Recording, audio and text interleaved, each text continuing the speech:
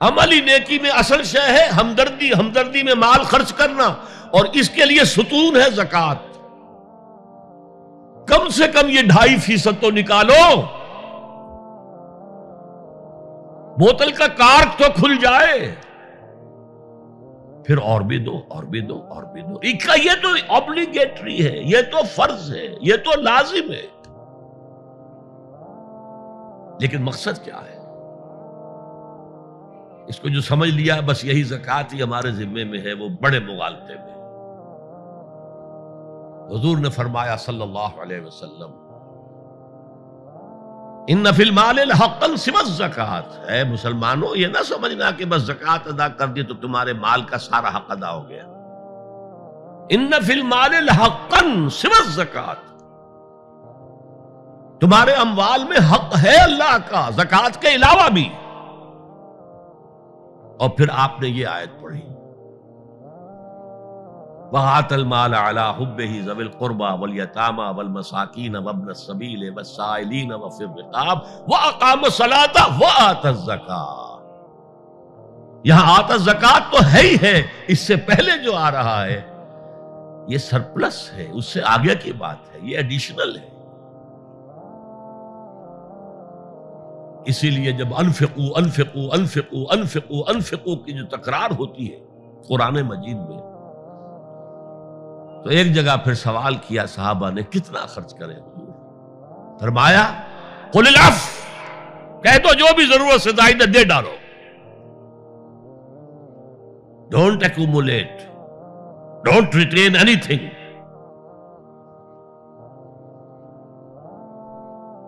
ایک بات آپ سے کہوں، آپ کچھ چونک جائیں گے، حضور نے کبھی زکوٰۃ دی؟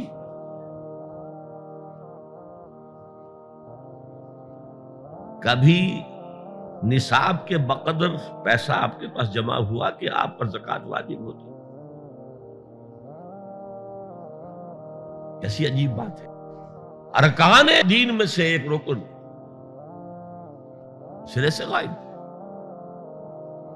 کبھی آپ نے مال رکھا ہی نہیں۔ حضور کا اسوہ ہم جانتے ہیں، مسواک کر لی ہے، پانچے جو ہے ٹخنے سے اوپر کر لیے ہیں، یہ اسوہ ہے؟ ہاں ہے، یہ بھی ہے، ٹھیک ہے، سنت ہے، اسوہ تو یہ ہے۔ اور صرف آپ کا نہیں، جنہیں ہم کہتے فقراء صحابہ، ابو ہریرہ، ابو ذر، سلمان فارسی، علی رضی اللہ تعالی عنہم اجمعین، یہ فقراء صحابہ میں سے تھے، کبھی کچھ نہیں رکھا اپنے پاس۔ میں نے بتایا تھا آپ کو شاید کہ حضرت علی کی جب شادی ہو رہی تھی حضرت فاطمہ سے، کوئی مکان تھا ہی نہیں، کہاں لے کے جائے؟ ایک انصاری نے ایک حجرہ دیا ہے اپنے مکان کا، اس میں حضرت فاطمہ ودا ہو گئی۔ He didn't have any home۔ ابو ذر وہ تو دوسری انتہا کو چلے گئے تھے۔ قانون یہی ہے، حلال سے کماؤ، اگر ایک حد سے آگے بڑھ جائے تو زکوٰۃ دے دو، باقی تمہارے اختیار میں ہے، دینا چاہو دو، نہ دینا چاہو رکھو اپنے پاس۔ قانون اس سے زیادہ آپ کو پابند نہیں کرے گا۔ کبھی بھی آپ نے جبر نہیں کیا، ایمرجنسی میں بھی جبر نہیں کیا۔ ایک واقعہ آتا ہے کہ حضور کو کئی وقت کا فاقہ تھا، تھوڑی دیر کے بعد حضرت ابو بکر آئے، آپ نے چہرے سے پہچان لیا کہ فاقے سے۔ پھر حضرت عمر آئے، پہچان لیا کہ فاقے سے۔ شاید حضور خود اپنے لیے نہ اٹھتے نہ جاتے، اپنے دونوں ساتھیوں کو لے کر ایک انصاری کے باغ میں پہنچ گئے۔ انصاری کی عید ہو گئی، فوراً لا کر اس نے کچھ کھجوریں، کچھ انگوروں کے گوشے رکھے۔ اس کے بعد وہ دوڑا چھری لے کر کسی جانور کو ذبح کرنے کے لیے۔ یہ ساری تفصیلیں میں کیا بتا رہا ہوں؟ مال یہ نہیں تھا کہ مدینے میں سبھی فاقے سے تھے، موجود تھے جن کے پاس مال تھا، لیکن جبراً آپ نے کسی سے کچھ نہیں لیا۔ جب وہ چھری لے کر چلا، فرمایا دیکھنا کسی دودھ والے جانور کو نہ ذبح کرنا۔ بہرحال کچھ دیر کے بعد وہ گوشت پکا کر لایا، روٹیاں رکھی۔ اس کے بعد حضور نے ایک روٹی پر چند بوٹیاں رکھ کر کہا یہ عائشہ کو دے آؤ، اسے بھی کئی وقت کا فاقہ ہے۔ اور پھر حضرت عمر کی طرف رخ کر کے کہا عمر یہ ہیں وہ نعمتیں جس کا حساب دینا پڑے گا اللہ کے ہاں۔ وَأَمَّا بِنِعْمَةِ رَبِّكَ فَحَدِّثْ، اور یہ جو فرمایا گیا الہاکم التکاثر میں نعمتوں کا حساب لیا جائے۔ وَلَتُسْأَلُنَّ يَوْمَئِذٍ عَنِ النَّعِيمِ، فرمایا یہ نعمتیں۔ یہ ہے اصل میں انفاق کا معاملہ، آپ کے اس پر چھوڑ دیا گیا ہے۔ جتنا بھی آپ میں جذبہ ہے، جتنا بھی آخرت کا یقین ہے، اتنا ہی آپ پسند کریں گے کہ آخرت کے بینک میں جمع کرائیں، یہاں کے بینکوں میں کیوں جمع کرائیں؟ یہاں کتنا دے دیں گے آپ کو؟ 10%، 20%، وہاں 700% ملتا ہے۔ 700% نہیں، 7000، 700 گنا۔ Why to keep it in these banks؟ حضرت مسیح کا جو پہاڑی کا واس بہت مشہور ہے، سرمن آف دا ماؤنٹ، بڑے پیارے الفاظ ہیں۔ میں آپ سے اپنا تاثر عرض کیے بغیر نہیں رہ سکتا۔ جہاں تک مواعظ کا تعلق ہے، جو حضرت مسیح کے مواعظ آئے ہیں ان سے اونچے واعظ کوئی ممکن نہیں۔ اسی میں یہ جملہ بھی ہے، دیکھو اپنا مال زمین پر جمع نہ کرو، جہاں چوری بھی ہوتی ہے ڈاکہ بھی پڑتا ہے، کیڑا بھی خراب کرتا ہے۔ آسمان پر جمع کرو جہاں نہ چوری کا اندیشہ، نہ ڈاکے کا خوف، نہ کیڑا خراب کر سکے۔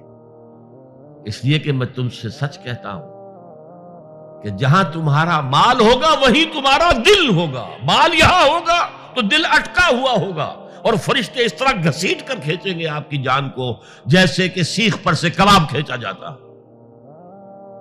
اور اگر دل وہاں لگا ہوا ہے جس کے لاکھوں کروڑوں ڈالر سوئس بینکس میں جمع ہے، اسے کہا جائے نکل جاؤ پاکستان سے، اسے کوئی تکلیف ہوگی؟ نکل جاؤ فلاں ملک سے، ملک بدل کرتے تمہیں کیا تکلیف؟ میرے بینک کے اندر پیسے ہیں۔ البتہ جس کا باہر کچھ نہ ہو، اسے اگر یہ دی جائے سزا تو اس کی تو جان پر بن جائے گی۔ تو یہ ہے انفاق کا معاملہ۔ اس میں یہ دو جو ہے، ایک قانونی سطح ہے، قانونی سطح یہ کہ حلال ذریعہ حرام نہ ہو، سود نہ ہو، جوا نہ ہو، فحاشی کو ذریعہ نہ بنایا جائے، منشیات کو ذریعہ نہ بنایا جائے کمائی کا۔ اور جو بھی آپ کے پاس ہے، آپ نصاب کی سطح کے اوپر آ گئے تو 2.5% زکوٰۃ دے دو۔ قانون اس سے آگے آپ سے مطالبہ نہیں کرے گا، اگرچہ فقہاء نے یہ فتویٰ دیا ہے کہ اگر کسی وقت جو فقراء ہیں ان کی ضرورتیں زکوٰۃ سے پوری نہ ہو سکے تو اس وقت کا امام، اس وقت کا خلیفہ، وہ زبردستی بھی امراء کے مال میں سے مزید لے سکتا ہے زکوٰۃ کے علاوہ۔ لیکن کمال یہ ہے محمد رسول اللہ صلی اللہ علیہ وسلم کا کہ نہایت جان اصل تحریک جو تھی، انقلابی تحریک، اس میں بھی کبھی آپ نے جبر سے کام نہیں کیا۔ یہ آپ کے چوائس پر ہے۔ البتہ ایک معیار مقرر کر دیا، جیسے حضرت ابو بکر غزوہ تبوک کے موقع پر سب کچھ لے آئے تھے گھر میں جھاڑو پھینک کر۔ عام حالات میں یہ نہیں، ایک شخص آئے صحابی انصاری، میں اپنا سب کچھ اللہ کی راہ میں دینا چاہتا ہوں، فرمایا نہیں، تم چاہتے ہو کہ اپنے ورثاء کو قریب اور فقیر بنا کر جاؤ؟ اس نے کہا اچھا میں آدھا نہیں، آدھا بھی بہت ہے۔ فرمایا تہائی دیتا ہوں؟ فرمایا ہاں تہائی کافی ہے۔ وَالثُلُثُ کثیر، اور ثلث بھی بہت ہے۔